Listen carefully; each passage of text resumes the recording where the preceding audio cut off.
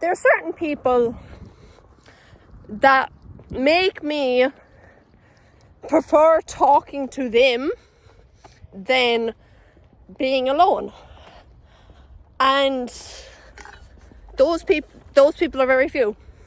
The whole living thing and all that, it just doesn't make the most sense, you know. And someone had actually pointed out to me, a way to make your videos better is to actually find solutions to your problems.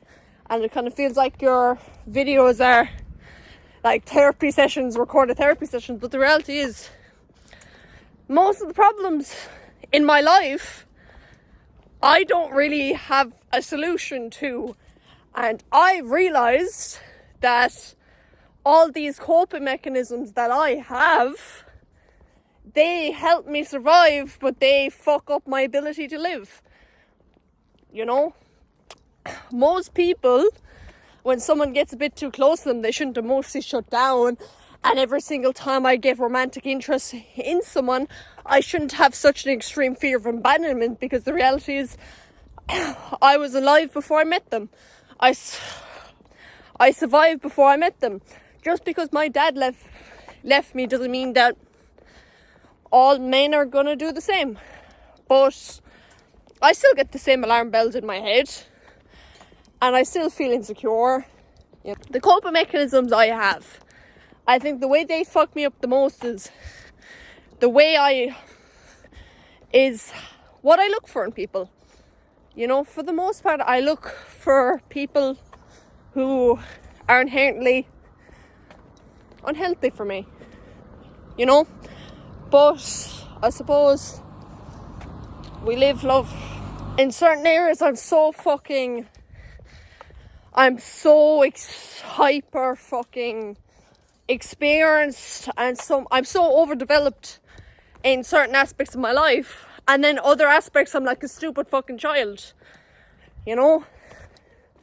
Like, generally, it almost feels like every birthday of a friend of mine's or something like that, I just get them everything they like. And I think that's a very sweet thing, but it's just trying. It's like, I don't know how to show I love you, so if I know everything you like and I buy it, maybe then I can show it properly.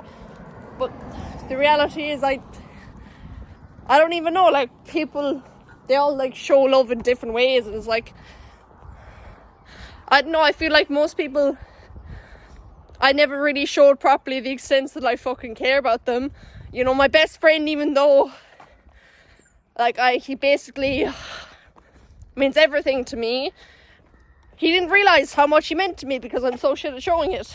You know, it's like, and then for the longest time I used to just try to hyper fix people's lives and always be there, and then they'd get like weirdly reliant on me, and then, you know, and then that was unhealthy. And I found for the longest time I thought my only value was fixing people, because that's what my mum taught me. You know, don't have a sense of identity, do everything for me, be fucking really selfish in a way that benefits me, because I'm an abusive piece of shit, you know. And I don't want to be toxic. I don't want to be toxic. I feel like people nowadays, they say, oh yeah, I did this, and oh, I tried to like kill my boyfriend, and oh, I broke his phone because he followed a woman on Instagram. It's like, I don't want to be like that. I have hurt people. I definitely have. I'm self-aware. I used to be a fucking mess. I was a nut job. There's something seriously fucking wrong with me for a long time. And I know that. I know that for a fact. But I don't want that like inner child in me that feels unlovable to control me for the rest of my life. You know, I'm not that kid no more. You know, I have my own place. I'm paying fucking rent. I'm working 5 days a week. You know, I'm not powerless. My mum has no control over me anymore. So why does my head still think that she does? You know, why Why do I still sometimes feel like that child crying my eyes out on the floor, begging her to love me?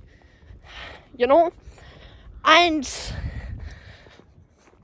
I don't... And it's like, for the longest time, I was like, do you know what? If I just remember everything that happened to me, if I get rid of this dissociation, and if I just dive with like a fucking shovel into my past and everything that happened to me and all the trauma that happened to me, that's fucking healing. But that doesn't work. You know? I was basically re-traumatizing myself because I thought that's what would make me better. You know, I'm probably one of the most self-destructive people you'll ever fucking meet. You know? And that's why I liked being alone for the longest time. You know? I didn't want to fix myself. I didn't want to fix my actions. I didn't want to fix my actions at all. You know? And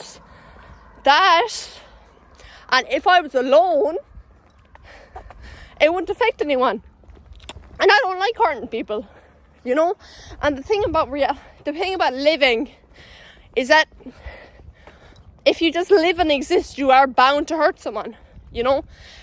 Us just existing and just us eating and sleeping or whatever, the amount of carbon dioxide that us just living on a daily basis leads us to emitting into the environment. You know, the house that you live in, that's taking away the natural habitat of many like animals, you know? And you are bound to hurt living things. You are bound to hurt people because you are a human being. And no matter how much I want to be perfect, I'm not perfect. I fuck up. I make mistakes, you know? And I don't know how to deal with that. I really fucking don't know how to deal with that. What I will say is, I definitely have become like so much healthier, but I don't know. Like, I'm starting to eat better. I think I'm starting to feel like less insecure. See, it's the type of thing where it's like, I don't know if this makes any sense at all. I know I'm a great person. I know I'm going to do great things. But whenever I feel low, I just feel like that broken child. You know? I just feel like that fucking child trying to do everything for my mum. Just for her to say, I love you. And you know the worst part is, I knew she never fucking meant it. I knew she never meant it when she said it. But I still did everything for her to just say it. I don't know if therapy is actually what's going to heal me. I don't know.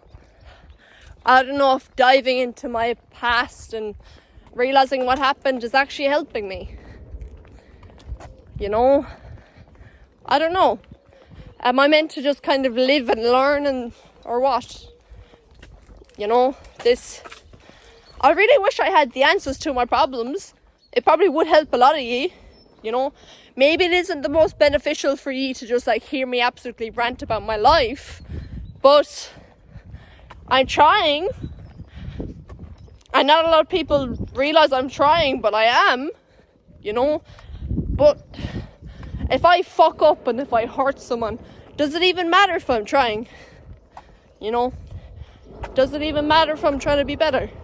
You know, I think it does. I think it matters a lot. You know, but I don't know.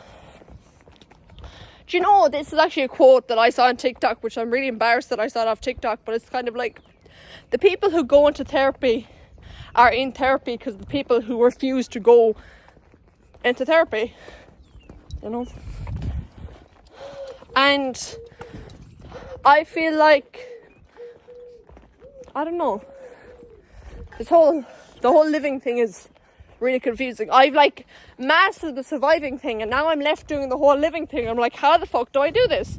You know, I didn't realize it would be this hard to just like actually accept I need food to go into my body to like fuel myself, because the whole time I had to, at my mum's, I had to go like earn my food and all that, and you're telling me now I actually have control over what I eat, you know, and now I have the opportunity to eat the best I've ever ate my whole life, but I'm like choosing to chug like 3 energy drinks a day instead of actually nourishing my body, which is what I was doing for the first month I moved out, you know.